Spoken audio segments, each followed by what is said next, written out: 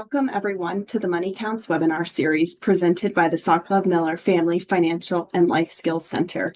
If we haven't met yet, I'm Melanie Schramm and I'm an education program specialist at the center.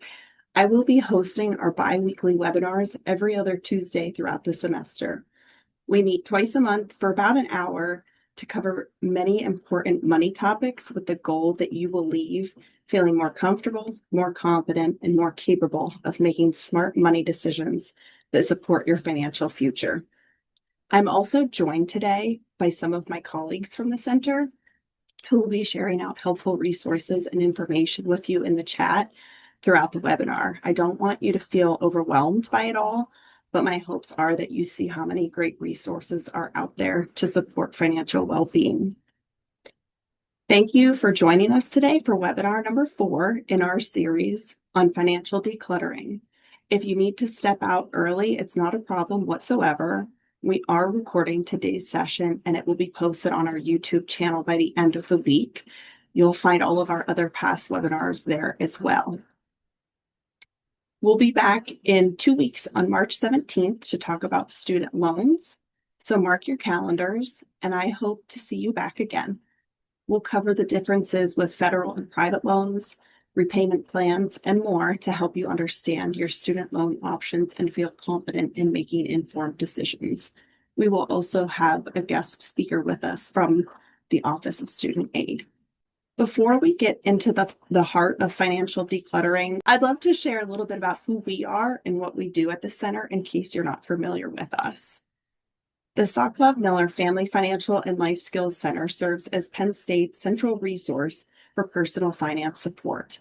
In addition to this webinar series, we offer a variety of free services designed to help improve your financial well-being. Our website is a great place to begin if you're looking for tools, helpful resources, or more information about everything we offer. One of our most popular services is one-on-one financial coaching. Students and alumni can meet with us for free about any financial topic, and we offer public service loan forgiveness meetings for faculty and staff. We also provide presentations for classes, clubs, and organizations on topics like credit cards, debt management, and more. In addition, we offer self-paced study modules on a wide range of financial topics that you can work through anonymously at any time without needing to log on. We have bookshelves located across Penn State campuses where you can get reading material on financial topics. And these aren't textbook style reads. They're practical everyday books. If you're at University Park, you can find our bookshelf in the Grange building right next to the hub. Through our partnership with PNC Bank, you also have access to additional coaching and financial education opportunities. Before we move into the 5 steps of decluttering, I want to give a quick overview of what I hope you leave with from our session today. By the end of our session, my hope is that you'll feel more in control of your money and less stressed by financial clutter. It's important to recognize that financial clutter is totally normal, but it does come with risks like missed bills, fees, or added stress. We will explore how habits, mindset, and daily behaviors have a huge impact on how your money is managed. Knowing where all of your accounts, your bills, and your important documents are is a big first step. And we will also cover small intentional steps that can make a big difference, along with some strategies and tools that can help you keep your finances more organized and less stressful. As I mentioned earlier, our bi-weekly webinars are designed to give you the knowledge and tools to navigate financial challenges and opportunities and improve your overall financial well-being. Financial well-being is about having security and the freedom to make choices surrounding your finances, which means you're able to cover your monthly bills, maintain an emergency fund for unexpected expenses, and still have the freedom to enjoy your money while staying on track toward your financial goals at any stage of life and all at once. So in other words, it's about managing debt, paying bills on time, saving for the future, and taking that vacation. At the center, we like to use this visual to show important steps we can take to strengthen our financial wellness. Using this graphic as a tool helps us feel empowered and know that we are taking intentional steps in the right direction. You'll notice that financial decluttering isn't one specific step on the ladder, and that's because it isn't just one step. It's something that happens all along the way. As you work through each of these 5 steps in your life, keeping track of your accounts, bills, and important information is essential. Therefore, decluttering your finances supports every stage from budgeting to growing your wealth. Today, we're talking about a money habit that is honestly very near and dear to my heart, cleaning up your finances, and just in time for spring cleaning.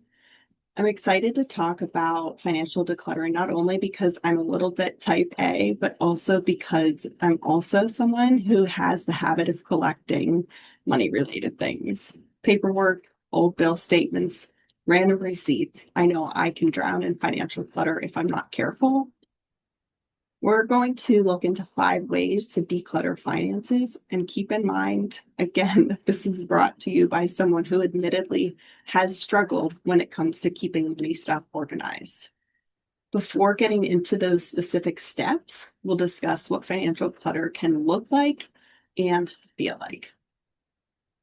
As we get started, you don't need to send anything over, but I just wanted you to take a few seconds to think to yourself. Do I avoid looking at certain money things? And if your answer is yes, the next questions to ask yourself are, what are those things?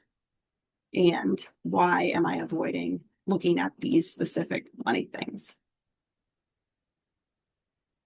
As I was preparing for our time today, I came across the quote, "Nobody is impressed by clutter."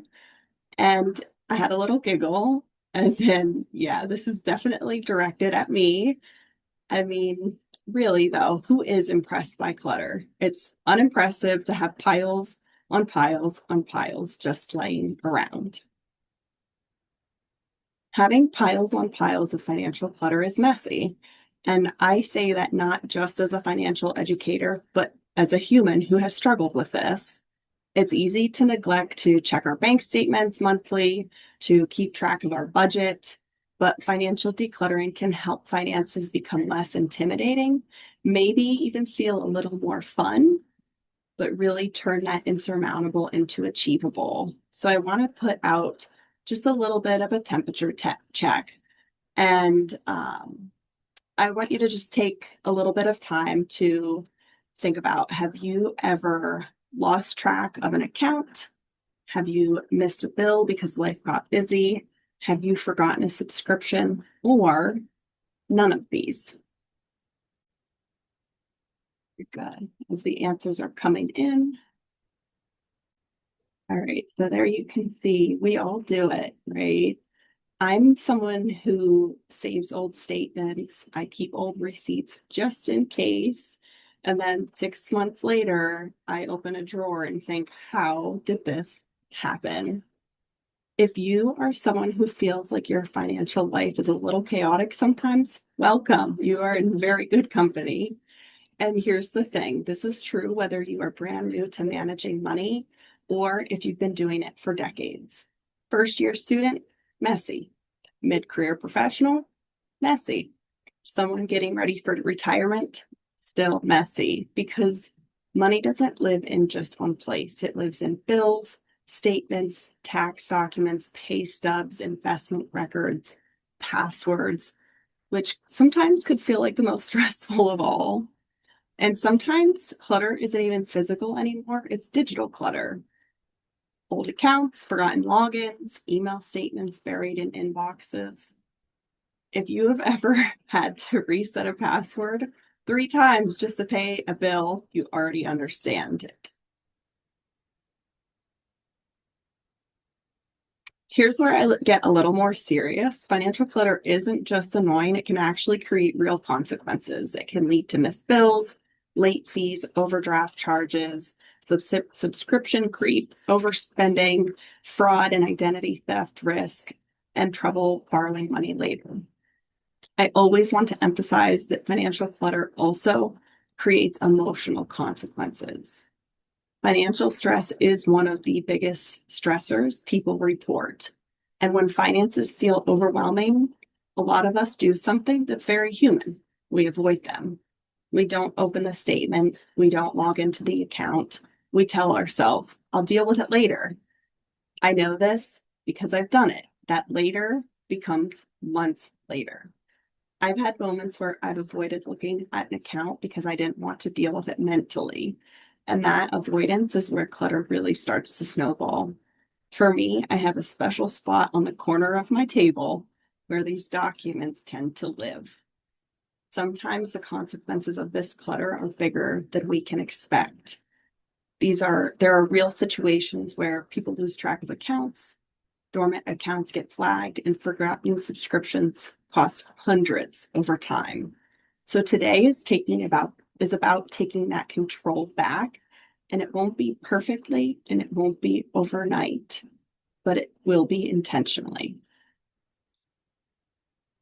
Be honest with me here. Send over a message. Which of the following gets messy the fastest for you? Receipts, statements, passwords, or subscriptions, or something else? I know for me, it's receipts that get the messiest fastest. I just put them in a pile and then I don't do anything about them for a while. Yeah, I'm seeing a lot of people passwords, passwords, passwords. Absolutely. There's subscriptions, also receipts, more passwords. Oh, medical bills, insurance statements. Yes. I just paid a medical bill today that had sat for about 2 weeks. So I get that. Yeah, very good. Thank you so much for everybody interacting with me. It seems like passwords were one of the biggest. Lots of receipts. Oh, someone else had said the spouse's use of an ATM card. So someone else creating financial clutter in a relationship. Yeah, for sure. My husband leaves his receipts around as well. We both do it. Awesome. Thank you for interacting with me there. Okay, moving into the 5 steps now. Step 1, check in with yourself. This is step number 1 for a reason. Before we even think about the paperwork, the apps, the accountings, or anything, we check in mentally. So take a few seconds to think about how you feel about your finances right now. Are you feeling overwhelmed, avoidant, confident but disorganized? Totally fine, but you know that you could be more efficient. And there's no wrong way to feel. Finances are very behavior driven and very emotional. So just keep that in mind from now until the end, how you feel about finances. And hopefully you would see yourself finding ways to improve those feelings. So like I said, money is emotional. Even for people who are good with money, there are still emotions attached, whether it be security or fear, guilt, pride, anxiety, confidence. And if we skip this step, the emotional step, and jump right into fixing, we often burn out or give up. So, on a scale of 1 to 10, how in control are you feeling with your finances? Go ahead and send that over in the Q&A box. So 1 would mean not at all in control, and 5, absolutely 100% in control. Everybody's feeling okay, it seems, at least better than half.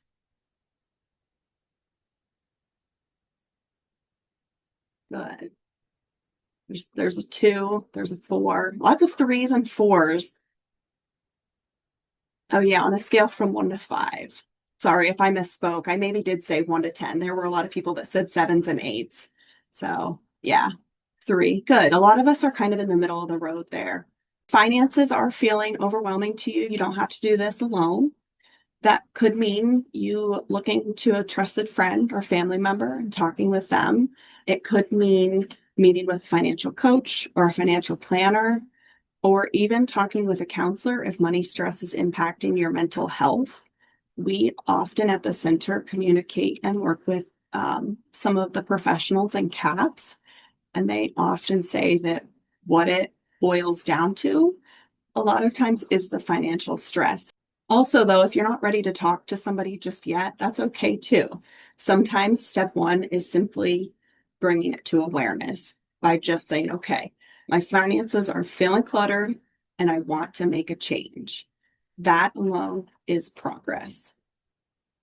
Being able to take a step back and look at your monthly finances is kind of like doing a closet clean out. You can step back and take inventory of everything, your income, your expenses, in order to make smarter financial decisions. Take it one step at a time, but make it a routine. Something like setting an alarm in your phone or putting it on the calendar helps you stick to it. If it's scheduled, you're more likely to follow through. If anyone here with me today is a reader, The Psychology of Money by Morgan Housel is a great book that shares out some of these habits and behaviors that we form around money. You can access it through the university libraries, or if you're here on campus, you can stop over in our office at the Grange building. We're at the garden level. So come over whenever. You don't have to talk to anybody. Our bookshelf is right there when you walk in. You can just grab one and take it with you. We also have other books available that you'd be welcome to come over and borrow as well. And you take it, pass it along to a friend or family member. You can bring it back, just share it out.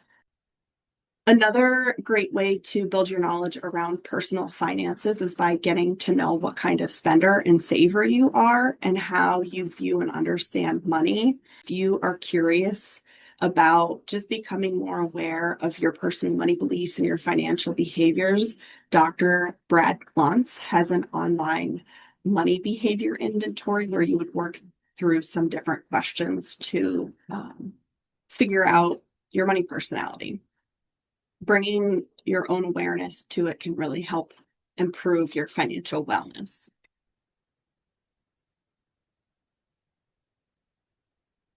Step 2 is purge.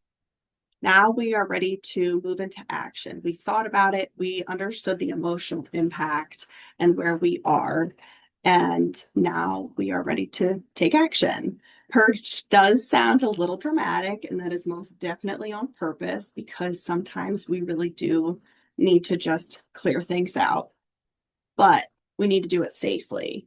Most financial clutter contains personal information, account numbers, addresses, social security numbers, medical info, payment history. So it's not trash, rather it's shred. If any of this information falls into the wrong hands, it can lead to identity theft, fraud, or unauthorized charges. It would be remiss of me to not bring this up. Identity theft is not just a minor hassle. It can be expensive, stressful, and time consuming to fix. So being sure to shred those documents that you no longer need is a simple step to protect your money and your personal information. Even digital clutter can be risky. Old statements or downloaded PDFs left on your computer or in an unprotected email folder can be accessed by hackers. So whether it's paper or digital, the principle is the same. Keep what you need, shred what you don't, and always store sensitive information securely. And a good general rule, if you can securely access a digital copy, you probably don't need the paper copy.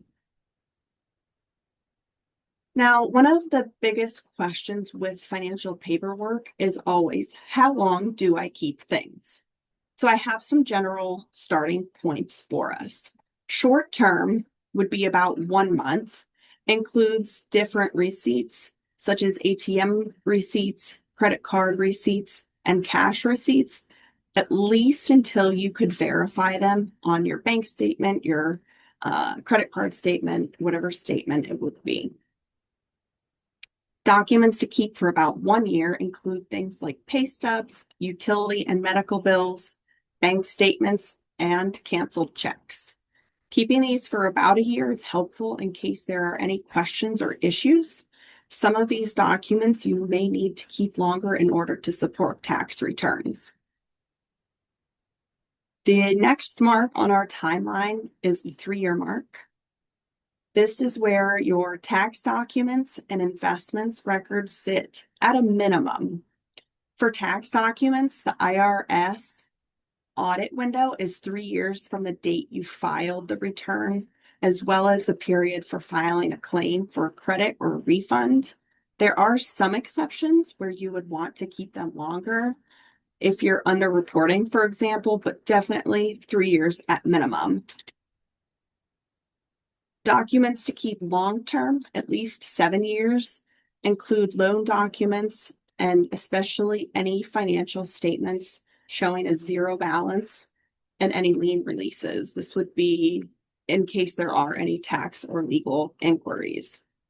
Something else to keep in mind is that if you've had negative information, such as late payments, charge-offs, bills that were in collections, keeping your credit and debit records for 7 years is crucial. This is because most of that negative information must legally be removed from credit reports after 7 years.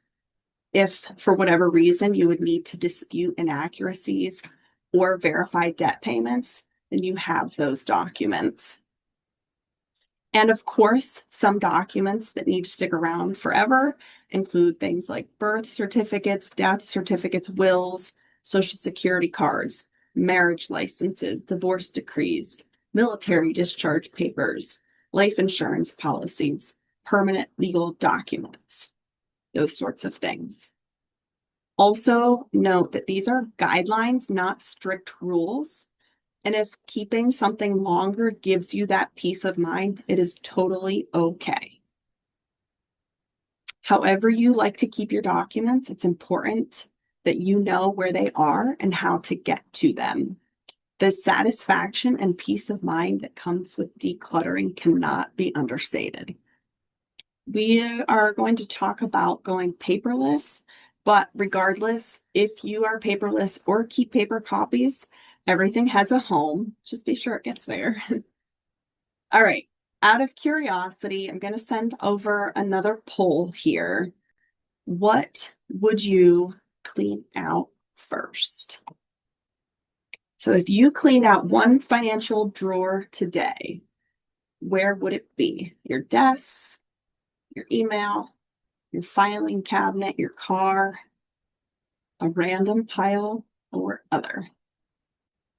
Lots of random pile people. Yeah, me too. Filing cabinet, no car people.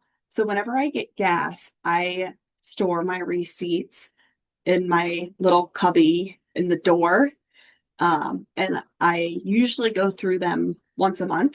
So as soon as the month is over, anything that's older than a month, I get rid of. Most of us have random piles though.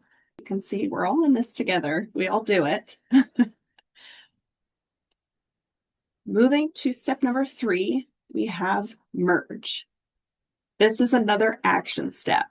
This step is all about streamlining your financial life and reducing the number of buckets you have to keep track of. Over time, it definitely becomes very easy to accumulate multiple checking accounts, savings accounts, credit cards, investment accounts, and retirement accounts, especially as you change jobs or as you move or go through any sort of different life stages. The more accounts you have, the easier it is for things to get lost, to get overlooked, or forgotten. Just a firsthand story. I had a credit card account that I opened in my early 20s, right after I graduated college. I was excited about it. I opened it and had it. I charged it on it for 1 month, and I totally forgot about it after that month was up. I paid my bill, but when I went back, I checked my credit report and I saw that and I freaked out a little bit. and had to think back. I did remember that it was, in fact, young me who opened that account, used it only that one time, and then forgot about it. So, this taught me how important it is to know exactly what accounts you have and where your money lives. I want to clarify as we're talking about merge, it doesn't mean just closing out everything and just totally um, leaving everything immediately. It's not about being impulsive. Rather, it's being about intentional. And being intentional looks like first taking a step back to take inventory, thinking and looking at how many checking accounts do you have? How many savings accounts do you have? Credit cards, investment, retirement accounts, insurance companies. For many people, consolidating accounts definitely makes managing money dramatically easier as you see yourself with fewer logins, fewer statements, and fewer chances to miss something important. Looking at merging again, some people keep in the back of their mind the rule of two, where you try to not have more than two credit cards, for example, or two checking accounts, two insurance policies. That said, a word of caution, closing accounts, especially credit cards, can impact your credit score in the short term because it would affect your credit history length and utilization. So if credit health is important to you right now, merging might simply just mean monitoring your accounts closely or possibly keeping them open, just inactive, not necessarily closing them. So going back to my example, when I had opened that credit card account and then it closed after being inactive for some time, it did hit my credit. It wasn't, I didn't drop a lot of points, but I did take a hit because it closed. Um, so just keep that in the back of your mind. If you're on with me today and for whatever reason you see yourself, maybe you've had multiple employers in the past, you're currently here at Penn State, meeting with a TIA professional would be a great way to learn more about combining workplace retirement accounts. um, so that would be a really good resource for you to consider. There are also dashboards out there that you could look into, such as Credit Karma or You Need a Budget, where the tool connects all of your accounts so that you can see everything all in one place. It doesn't replace your checking statements or anything like that, but it just helps you so you're reducing the mental clutter and increase awareness by having everything there. And finally, if you have worked multiple jobs and have old retirement accounts floating around, merging or rolling these into one place can make a huge difference. And you just have to figure out what would be best for you. It's not about organization, rather making sure that your money is working for you. Something that feels small, but can create a massive amount of clutter. This is junk mail. There are options for what to do with junk mail. And when I'm saying junk mail, we're talking about credit card offers, insurance solicitations, promotional mail, those random "you've been approved" letters. All of this junk mail clogs up your mailbox, either the one at the end of your driveway or the one in your email, but it makes it harder to spot those pieces of mail or email that actually matter. Options of what we could do with that junk mail: open it, immediately trash it, or let it sit in a pile for a while. The average American receives dozens of pounds of junk mail every year. I think I probably had about 3 pieces in my mail when I checked this morning. And beyond being annoying, it does create real risk because this important bills can get buried within. Sensitive information can become exposed, and the sheer volume can often make people tune out their mail entirely. And I get it. When everything looks like noise, it's hard to know what to pay attention to. There are ways to reduce this significantly. We can opt out of pre-screened credit card and insurance offers, use mail preference services to reduce the marketing mail, and switch important accounts to electronic delivery. Reducing junk mail isn't just about convenience, it's about clarity. When less paper is coming in, it's easier to stay organized, easier to keep track of bills, and easier to avoid missing something important. As a bonus, it's better for the environment and saves you time, which frankly, we all need more time of. Going paperless is one of the easiest wins.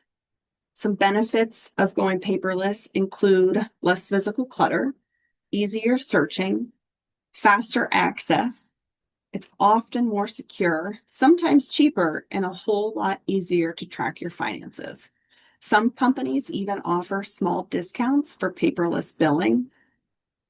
The major key behind this all is keeping a secure password system while you go paperless. Paperless only works if you can actually get into your accounts when you need to. I've gone paperless in my credit card statements, most of my medical bill payments, tax documents, investing accounts, things like that. I have gone paperless in a lot, but I haven't done it all at once. When it comes to any new accounts that I'm opening, I typically just select the automatic paperless option. But some of the accounts that I've had for over 10 years, I originally preferred the paper documents, but have slowly been switching up to paperless to make the process more efficient and to become more decluttered myself. Moving to step number 5, there is one step that prevents the most clutter. It's automation. Thinking about if you have any bills on auto pay. Does anybody have any on auto pay? If you do, most of your bills through auto pay, most of your statements, yeah, good. Lots of thumbs up there. Even if you have a few, yeah, good. Okay, so some of you are really on the right track here. Automation, what it does, it can remove that decision fatigue. It can remove the forgetting, which turns into late fees. Any place where you can start is a good place to start. That could be looking at your savings accounts or you're investing, any transfers that you would make. Maybe you make a monthly or biweekly transfer from your saving account to your investing account, right? That could be something that would be automated. Rent payments, mortgage payments, those can typically be automated. Your utilities or your credit card payments, even if it's just the minimum or the entire balance, whatever works for you, just take it one step at a time. What's great about automating your savings specifically is that you are able to add up money faster than you think, even if it's just the smallest of amounts. With your bill and loan payments, TV services, internet, electricity, they can typically be put on automated bill payments. And again, it just removes that decision fatigue. No matter what you decide to move forward with automation, it's still a good idea to look over your bills, to look over your statements, to make sure that there aren't any mistakes, that there aren't any surprises. You don't want to neglect that. I know for my insurance, it was a good thing. My insurance dropped by about $10, but I had expected in my budget for $197 to be transferred from my checking account to pay my bill. But then I found out that it was $186 that was being transferred. So just knowing that you're keeping up with that is huge. Automatic minimum payments, and I say minimum at the least, can help to protect your credit history, which is huge in the long term. So any students that are on today, we often talk to students about if you're opening a credit card, maybe paying a monthly Spotify bill on your credit card just to build that credit. No matter what, it's always important to make that minimum payment so that you can protect your credit history. And I have to say it again, automation does not mean that you're ignoring your finances. It really just means that you're building systems that work when you're busy, that work when you're stressed or traveling or sick or really just living your life. Personally, I have two credit cards and I was really nervous and scared when I automated them at first. And I was checking multiple times leading up to the due date just because I was worried that I did it wrong. It was, my first couple times doing it. Everything has been all good. I haven't regretted making that decision. I haven't looked back. I still review my statements every month. I still review my checking account to make sure I have enough money that will be transferred over. And I have set up emails and text messages so that I can keep up to date with when those payments will post. And that's something that's just personal, but it's been really helpful for me and for my peace of mind. You, however, you're in the driver's seat of your financial situation, and you get to decide what kind of smart money moves work for you. Those were our 5 steps. And if you remember nothing else from today, remember this. Financial organization is not about perfection. It's about consistency and intention. You don't need fancy color-coded binders. You don't need 7 apps and spreadsheets and charts. You just need a system or systems that work for you. And small changes, truly small changes, can reduce stress dramatically. So I want to end off where we started, and that's with honesty. Financial clutter is normal. Financial mistakes are normal. Learning as you go is normal. You do not have to fix everything this week. You just have to start somewhere. Because every step toward clarity is a step forward. It's toward less stress, less anxiety, fewer fees, increased financial awareness, the ability to feel in control of your finances, as well as more financial freedom. And that's the goal. We did it. I do want to quickly revisit how you can get in contact with us at the center, whether you are staff, faculty, alum, maybe you're an undergrad or grad student. I know we had a lot of different people here. We are here to help you. So, I have our QR code link for our website. All of our services are free. We also offer public service loan forgiveness for those who work at Penn State. And always keep in mind that we have access to representatives through PNC, through TIAA, through SIRS and PSIRS, so that you can meet with any professionals to get guidance on investing, retirement planning, and more. Thank you so much for your time today, and I hope that you are able to take some next steps with confidence in your financial decluttering journey. I can't wait to see you back again in 2 weeks on March 17th for our webinar on student loans.